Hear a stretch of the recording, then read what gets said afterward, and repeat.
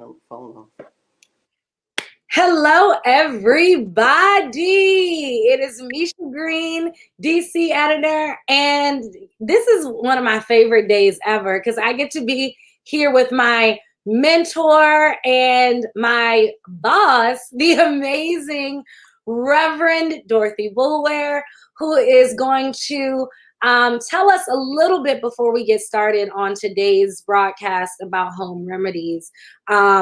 What we're doing today. And it's a special day. We normally don't like to go live today, especially two members of the editorial team, because it's Wednesday, our publishing day. But while Rev is letting you guys know about our We're Still Here edition, why we're talking about home remedies on our special day, I'm going to be sharing the broadcast, as I always do, and encouraging you all to do the same. Well, Micha, I always feel like I need to send you a check when you introduce me because you are so kind and so generous in your compliments and what have you. But yeah, this is fun to be doing today. It's a break from the routine. We are working on our monthly special edition. The ongoing theme is We're Still Here.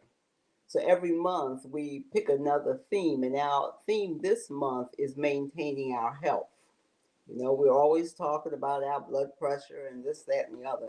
But this is about maintaining our health. And so we begin this special edition by talking about all of the health challenges we've been through in the past year, what people have had to suffer, how people have had to be sick and not had the comfort of their relatives with them and all of that. And then we talk about all of the places where we look for healing, where we seek healing, and how we maintain our health. So there will be talk about emotional healing and spiritual healing and, you know, all of that good stuff. And we couldn't do that without talking about some of the things that our grandmothers did that are sort of unconventional. And we certainly couldn't do that without our guests today. Yes, well, I think that is a perfect opportunity to bring our guest on. You guys definitely are going to want to make sure you're sharing this stream, as I said, because he is very, very, very well versed in home remedies. I got to actually pre-read his story that'll be in this week's special edition, so you don't want to miss that. But without further ado, Mr. John Milton Wesley. Well, hello, everybody. Misha's good to see you. Reverend Boulware, it's always great to talk to you. And thanks so much for reaching out to me. Allowed me to talk about my grandmom and my granddad. Yes, well, thank you for being here today. Yeah. We really, really appreciate it. Yeah. And I guess, Rev, should we just jump on in with questions or talk a little bit about Mr. Wesley's life? How do you want to go about this? Well, I don't know a lot about his life, but what I do know is he's a great writer and he's a great storyteller. I know that he is a well-traveled man, sort of a man will. I know he's a snazzy dresser, and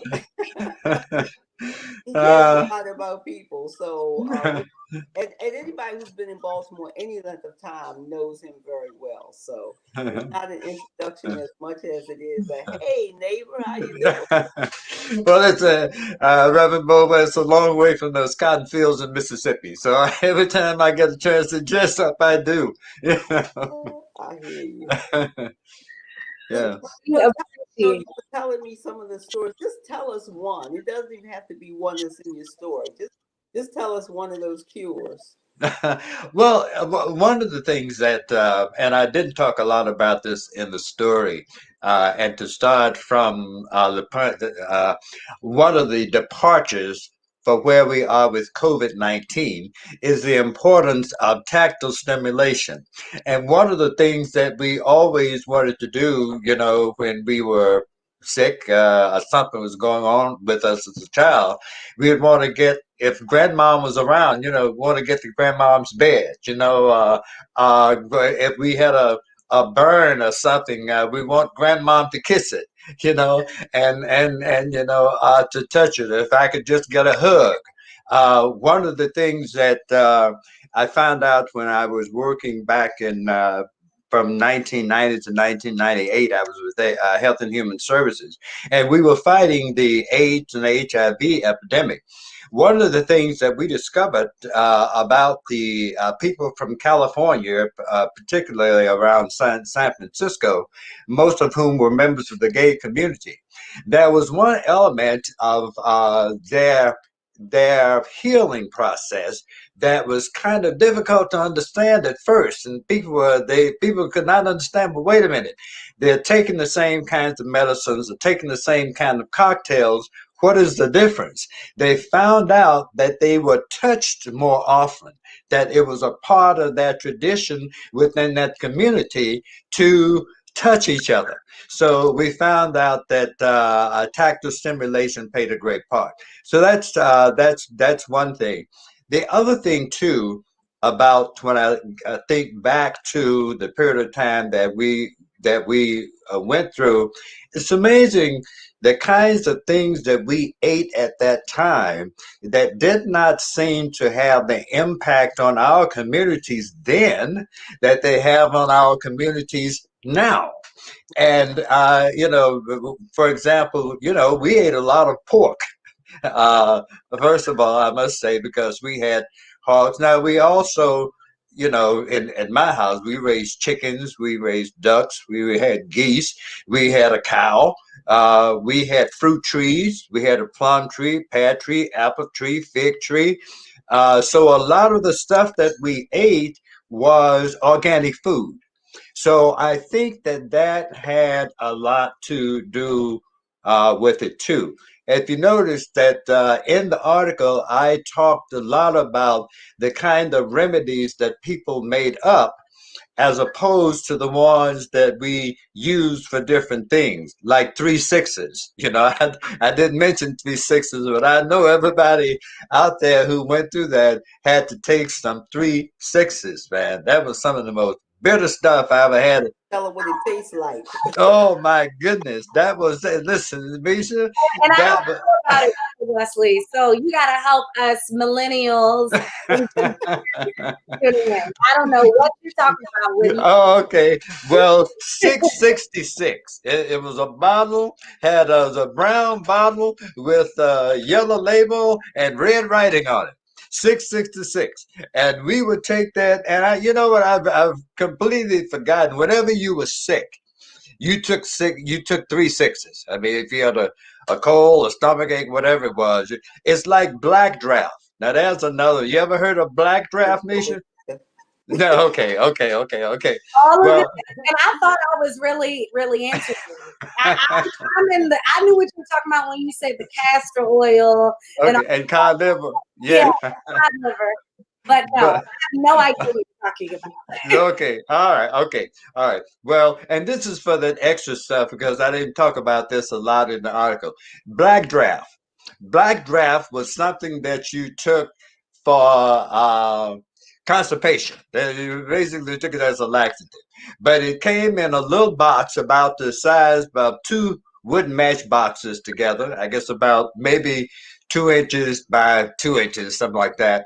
And it was like little granule stuff, and you would shake it out in your hand, shake it out into a spoon, and you would take it down. Now, sometimes, you take it down with water, but if you really wanted to take it a step further, you take it down with Dr. Pepper, take it down with RC Cola or something like that. And why would you have Dr. Pepper and RC Cola? Because there was another BC powder, which we use for headaches, Yeah, okay, and something called Sal Hepatica. yeah. BC powder came in a blue and white, looked like a gum wrapper, and Sal Hepatica came in a red and white wrapper, about the same size. So those were important pieces. The other thing was something called Doan's pills. Okay, Doan's pills. Doan's pills were for backaches. If something was going on with your back, you took some Doan's pills. Okay, and they came in little red pills. You can get them from the corner store. But this is just, I mean, just some of the stuff that and as I wrote about in the article, that whole thing about I think the thing of that that intrigues me the most as I look back at the thing has to do with that thing that my grandmother did with those babies' legs when she would lay them in the sun and teach mothers how to lay them in the sun and their legs would straighten out. That to me was as astonishing as the whole closing up in granddad's leg. Like that. Yeah.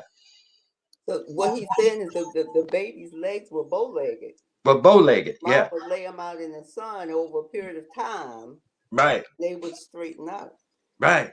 The funny thing about medicine in our day, Misha, is that when we went to the corner drugstore, we came back with bottles and potions and powders and Right. oils and that kind Right. of thing. We didn't come back with a prescription. Oh no, no. We came back with liniment, turpentine, Dr. Tishner's antiseptic. Listen, that Dr. Tishner's antiseptic, hey Misha, people think Listerine is something now. You want to get a kick? Get you some Dr. Tishner's antiseptic and rinse your mouth out. I bet you'd be running to get some cold water. Okay, but whatever was going on, all right, it was gone. Okay, I mean, it was. I remember once I had swollen tonsils, and I had swollen tonsils. So I did. I went and got a straw. Okay, and I got a nose drop, and I put that straw toward each of my tonsils, and I put some drops of that Dr. Tishner's antiseptic in it. Girl, listen, that tonsillitis went, I am getting out of here. Okay, okay. He's been talking to Pookie now, so I'm gone. Okay, okay.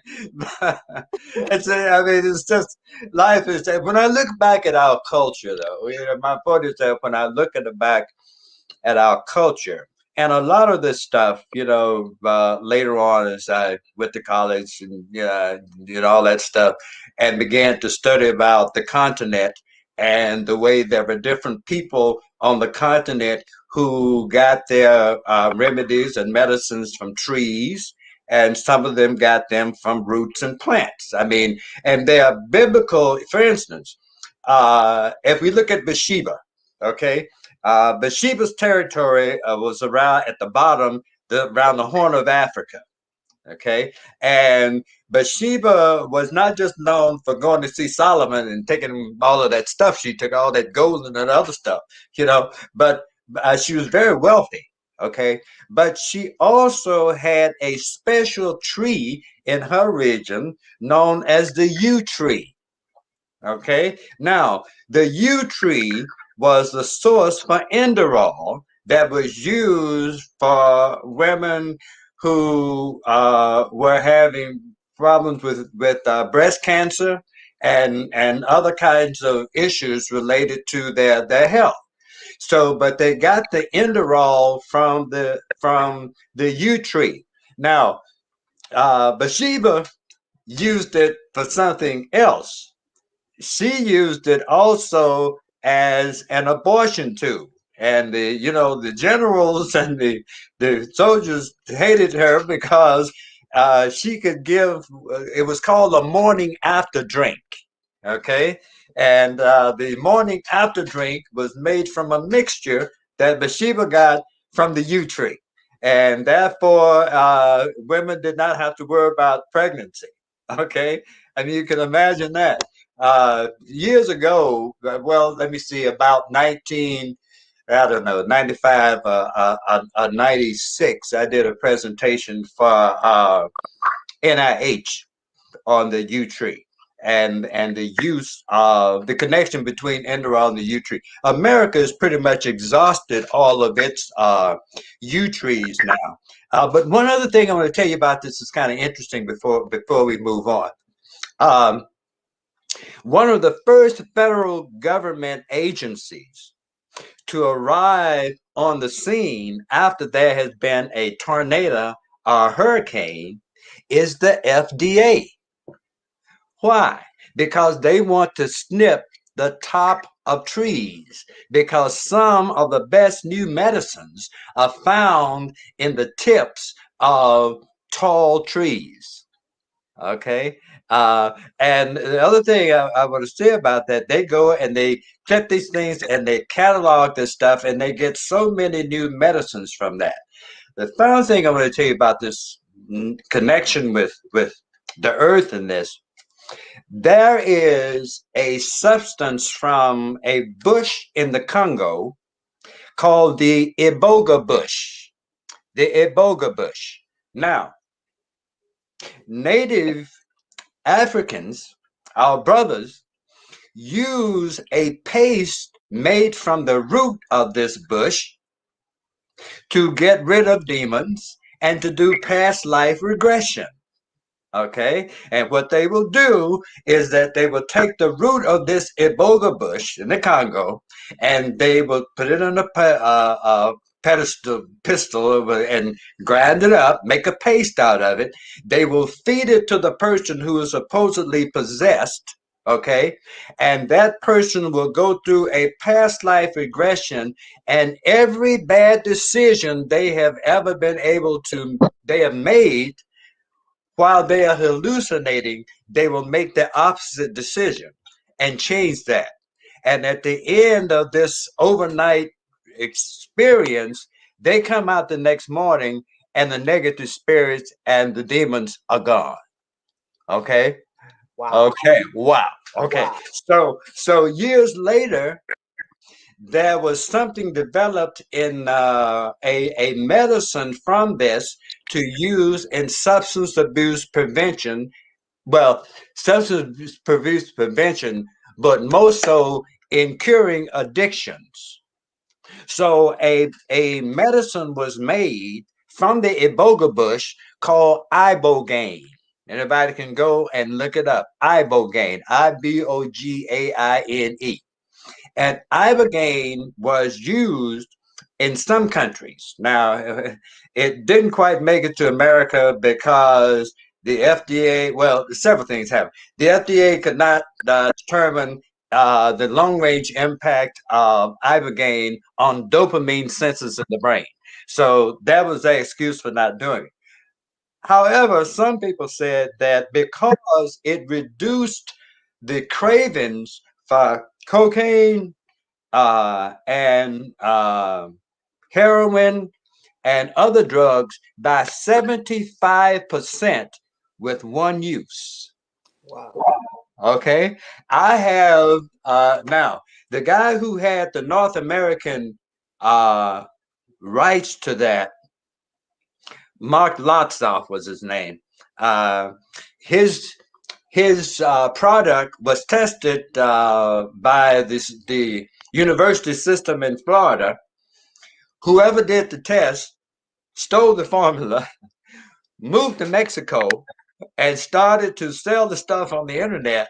And Howard spent the last of his years trying to get his formula back, and it was never approved. And although NIDA has a report on ibogaine, they would not let us release it to the public.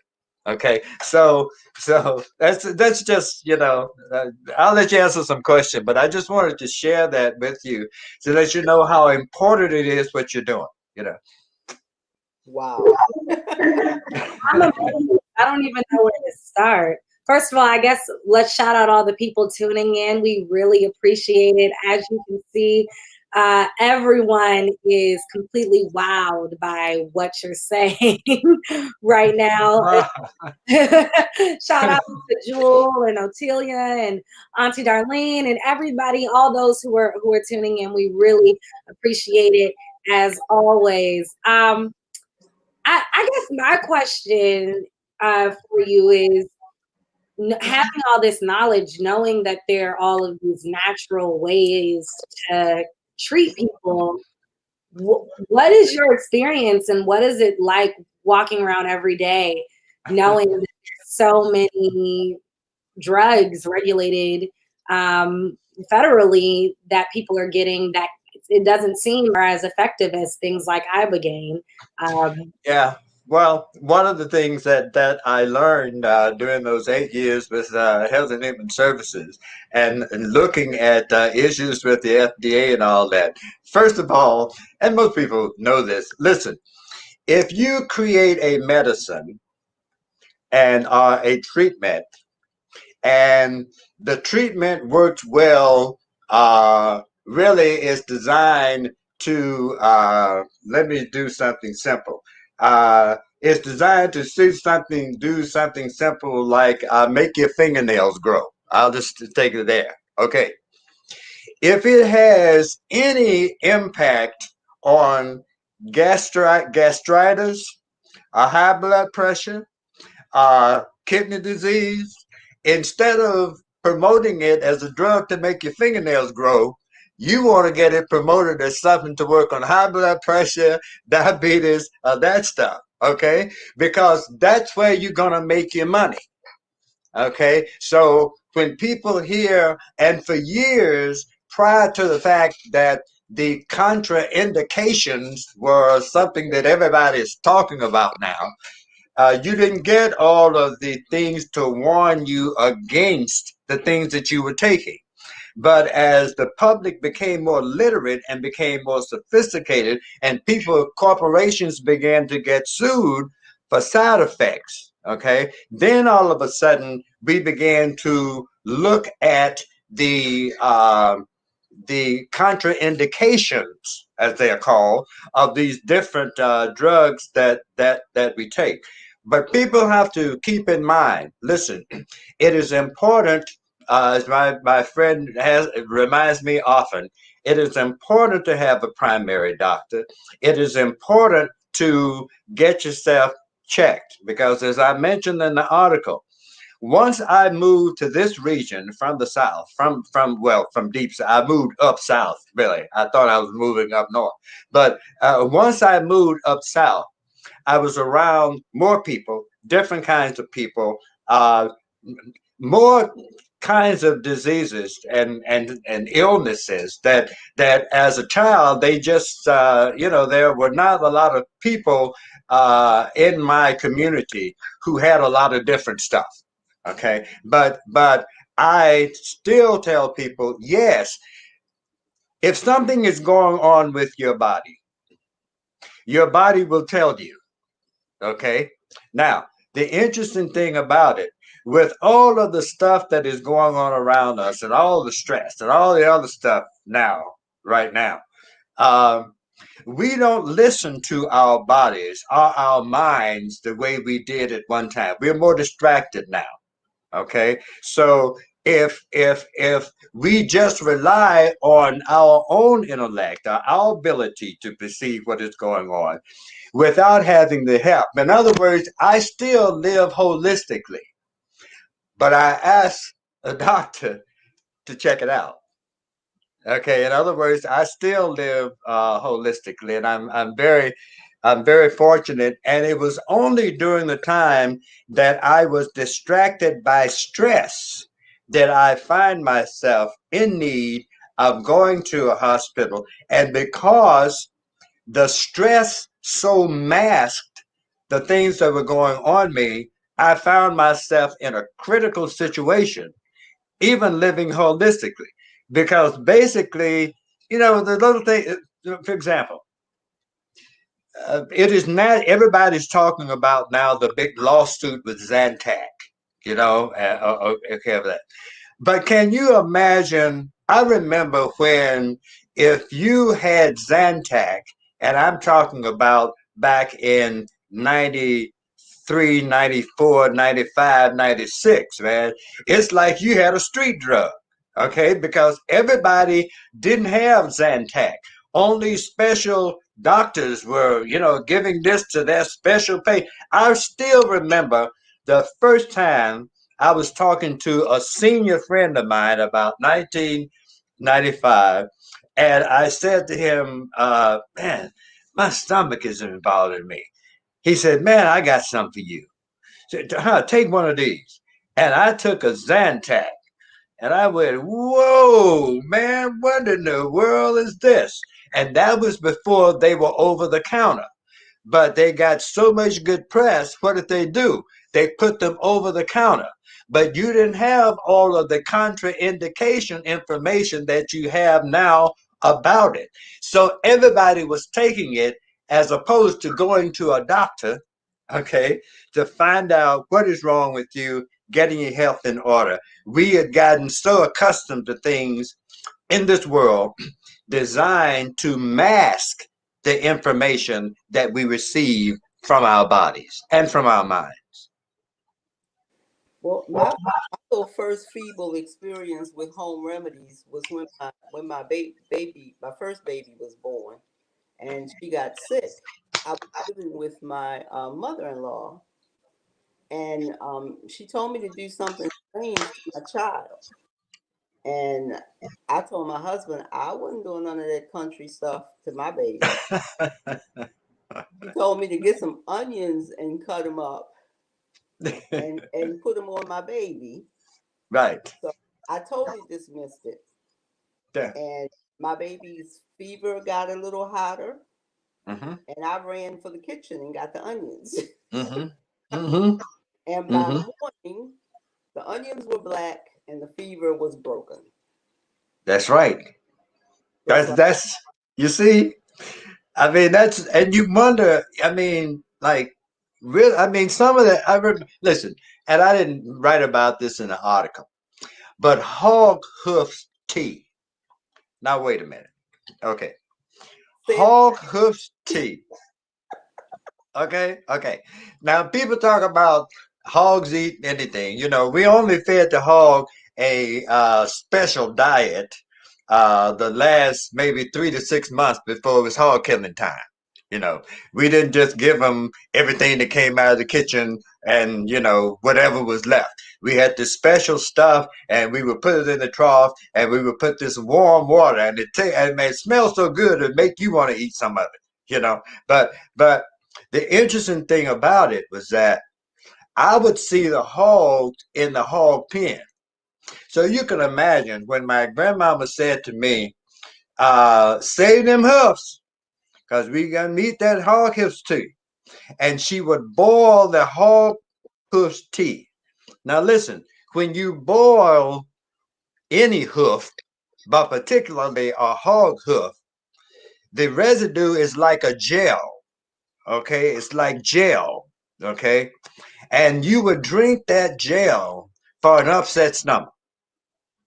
Now, I mean, really, grandma. Okay, give me the garlic and the old granddad. Okay, I mean, will it work for this too? No. But I think when I think about that, and I think about that Holocaust tea, or you think about when they would take a particular, well, another simple one, something that people do now because we spent so much time in the fields picking and chopping cotton out in the sun and there are no trees in the middle of the field, we will have a lot of issues with heat, and that's a heat rash, bumps that break out on you, right? So a lot of the nice cotton landowners, okay, would mix in with their cotton seed watermelon seed, right? So as you are going down your road picking cotton or chopping cotton, and you were dealing with the heat, you would come up on a watermelon. You could break that watermelon open, eat the melon, and take the rind and rub the rind on the heat rash, and that would stop the itching. Okay.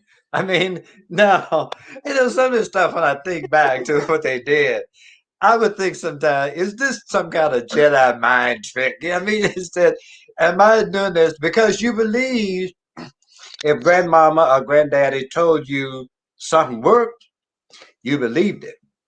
And so much, I am sure, of what made what they shared with us work is the fact that we believed what they told us. Okay, it's funny. I was doing doing a piece for National Public Radio yesterday on my godmother, Fannie Lou Hamer. And one of the questions the reporter asked was, You tried to how did she, Mr. huh? Wesley. You tried to sneak that in too cool. Well, most people, well, anyway, well, yes, she was. I mean, yeah. That's a big deal. Okay, now continue. Okay. Well, yeah, I mean, you listen, a lot of this stuff when between she and my grandmother, it was amazing. The stuff that they had between them. But I was talking about how people in the community knew Mrs. Hamer for her remedies, her cooking, and her singing. Okay, her remedies, her home remedies, her cooking, and her singing. Okay, so people say, how is a lady who is sharecropping on the plantation go in a period from 1955, about the time that Rosa Parks, the year that Rosa Parks refused to give up her seat, the year Emmett Till was killed. Okay, when and then I'll throw this in for the story, and then the Milam brothers who killed Emmett Till moved into our hometown across the street from me, as a matter of fact.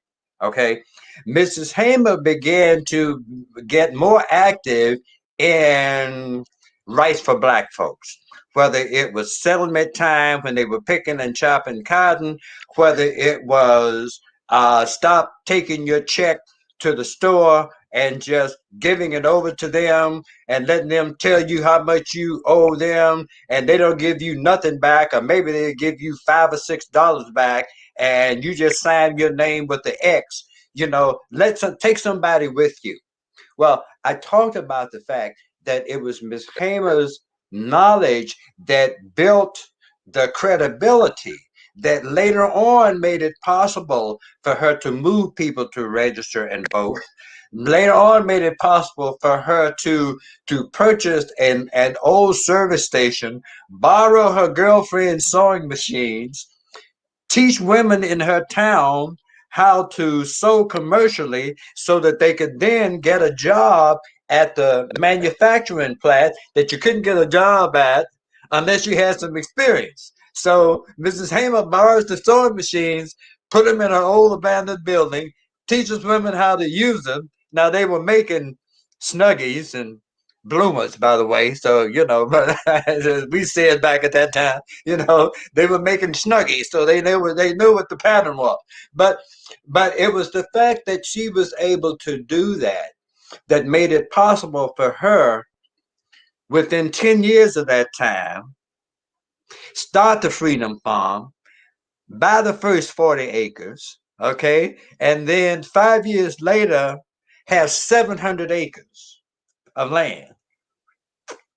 I mean, when you grown up around these kinds of people in your village, which made it so great for me when I came to Baltimore. You see, so I come to Baltimore, and God, some of the places that I had to choose.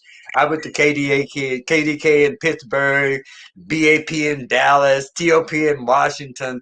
But God said, no, WJZ. Now, it also helped that the cab driver on my way into town from the airport, he said, where you going, WJZ? I'm thinking about moving here. I said, but I don't know where they have soul food.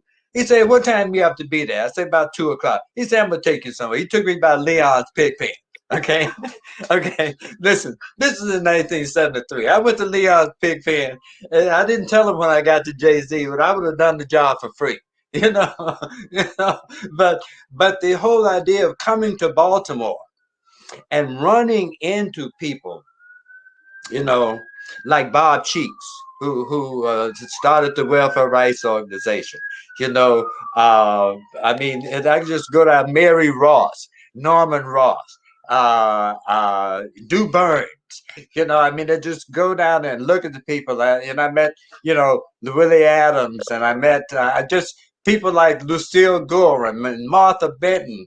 I mean, I can just go Hattie Harrison. I mean, these were people who had old traditions, and they were the ones who I was mentored by. These are the people that I talked to when I came here to find out what was going on. And then I began to look for small black churches. Not, I would visit big black churches, but I looked for small black churches, and those small black churches had the kind of Afrocentric mix of music and culture and healing and faith.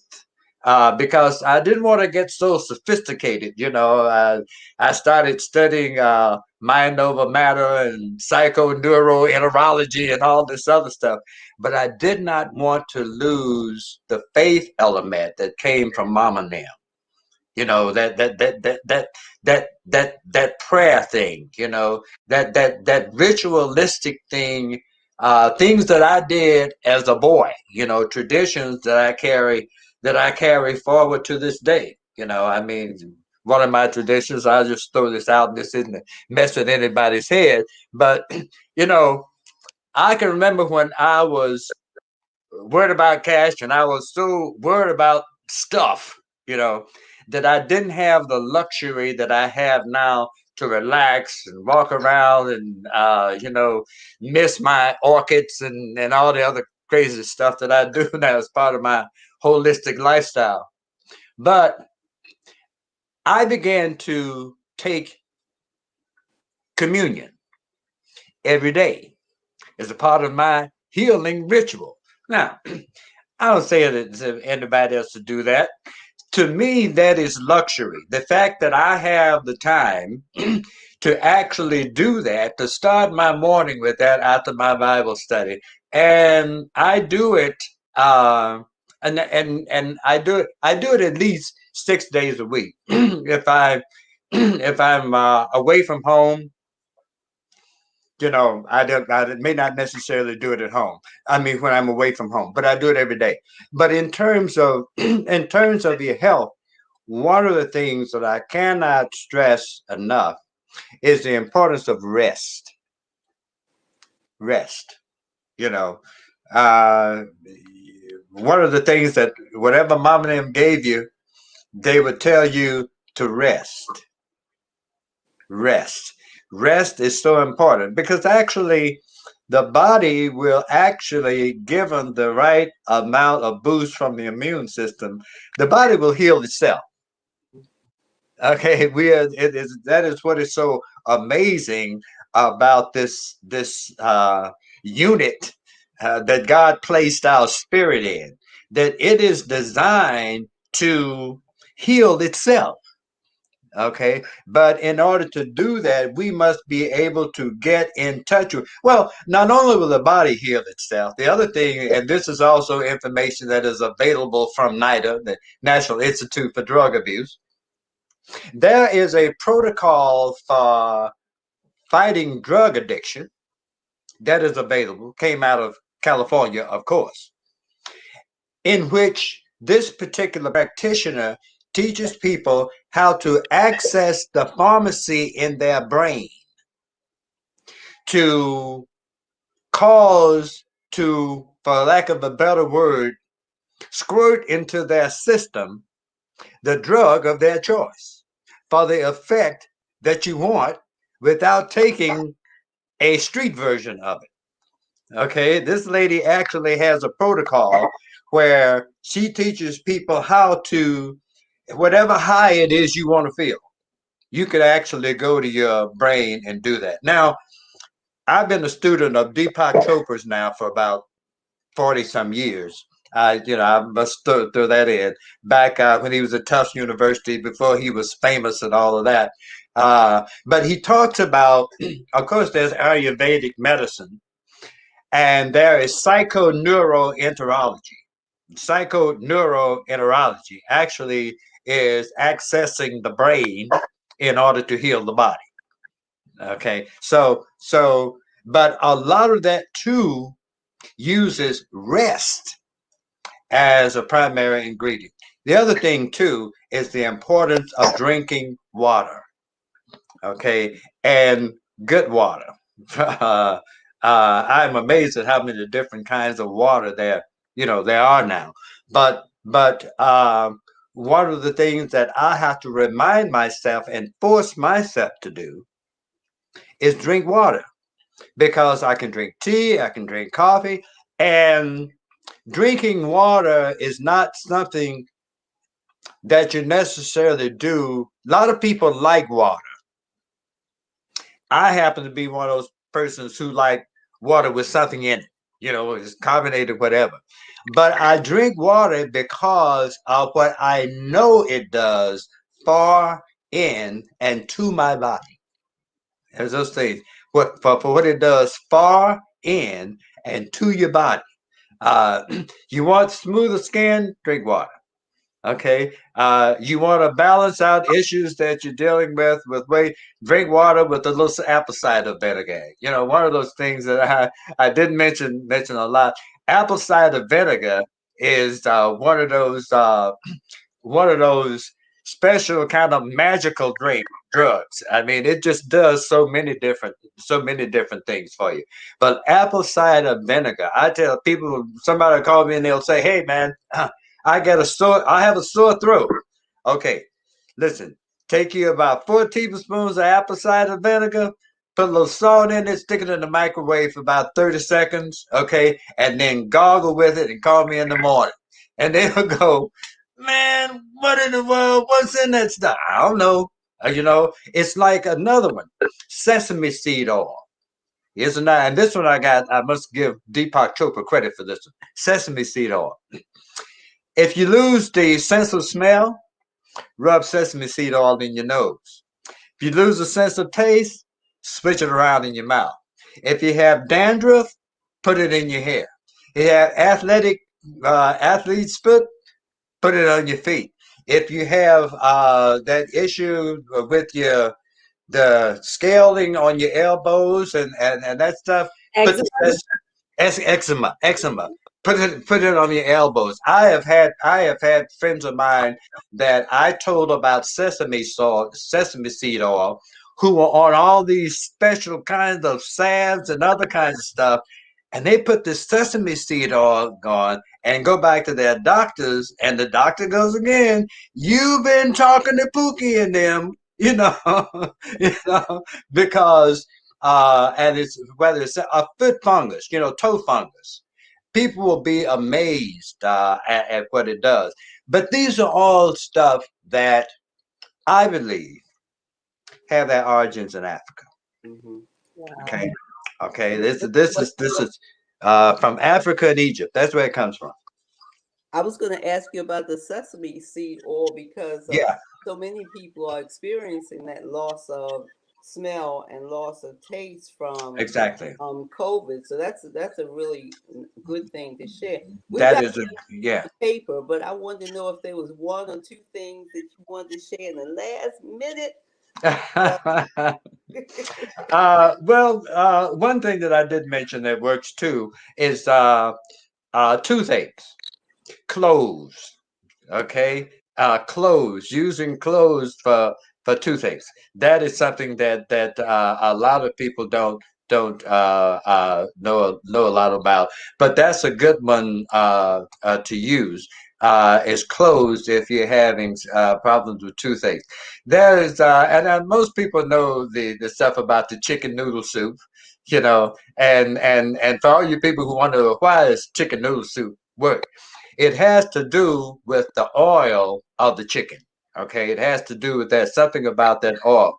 Another one I would share with you too is Vicks Vapor Rub. And I share this with people because, um, a lot of people got to the point where they don't use Vicks as much, don't keep it around. Listen, keep Vicks around. Here's a primary reason to keep Vicks around. So many of things like the flu, uh, different coughs that you get. The netherworld that created these things was smart enough to make them into what are called lipids. And a lipid is a kind of viral infection that has a covering over it, kind of like silicone. So you put stuff on top of it, it just kind of drops over it and goes on down and leaves the building. But when you put Vicks on your chest and you put it from your under your chin, okay, so it's on your neck, all the way down to your navel. That takes it down past your navel and your stomach. The Vicks goes into the body, okay, through the skin, and it breaks the inflammation away from the lungs. So it falls off into the intestinal tracts for getting rid of, for leaving your body. So people are amazed when they take this vest and they put it on their chest and then all and up around their throat, the same when COVID-19 people first started talking about COVID-19. I felt like this. Now, I was already reading Psalms 91. Right? I'll end it with that, Reverend Boulware. Psalms 91, he that dwells in the secret place of the Most High shall dwell in the comfort of the Almighty. No plague shall come nigh thy dwelling. Okay, so in addition to Psalm 91 and doing that, I kept Listerine Vicks and Vicks around. So if I felt anything in my throat, any kind of little thing going on in my throat, I would gargle immediately and put that Vicks from here all the way down. That made it difficult for even the kind of infection that you may inhale through your nose and through your mouth. So much is airborne. Okay, you're reducing the opportunity for it to develop an infection and grow inside your organs. So I hope this. I know there's a lot of stuff fast. I just hope it makes sense to It's been people. amazing. It makes perfect sense. I think that Reverend Boulware may have come with a little bit more information than I did. My whole mind is blown. I so thank you so much, Mr. Wesley, for engaging with us today and helping our Afro audiences to learn a little bit more about home remedies. I know from the comments, a lot of people are wowed and very. Bless their hearts. I feel like I'm talking to home folk, I mean, it says like home folk. You never get a chance. These are the kind of conversations that I have with people from the South, but together, I mean, the deep South, to get an opportunity to share this and to talk to my Afro audience who I love. I used to do columns for a while for the Afro, as a matter of fact. I have to see if I know somebody over there and maybe get my job back. But We'll check everything. We'll check. Okay, it's so great though, and I really appreciate you inviting me to get to do that piece and talk about grandmom, granddad, and Miss Heyman. And I really appreciate that. Thank you so much. Thank you. Thank you so much. We really appreciate it. Rev and I still have a long rest of the day to go. But you all know, please make sure to tune into everything that we at the AFRO, the Black Media Authority, has for you. We have some awesome interviews coming tomorrow, as well as the official release of our special edition. So make sure you tune into that. We're still here talking about health, and that we're continuing to thrive, not only survive, but thrive during this pandemic. Thank you. Hey, Micha, I just want to add to you that is a very Southern statement that you just made. That was William Faulkner. That we will not only survive, but we will thrive. Indeed. Yes. Okay. Our fearless publisher used it, I believe, in one of our special editions, including. Okay. But for sure, I appreciate you calling it out. I have to be reminded of my Southern roots. Good for you. Thank you so much. And as you can see, all of our viewers appreciate it. Thank you guys again. And be sure to subscribe to the AFRO, the Black Media Authority. Take care. See you. Bye-bye. Bye.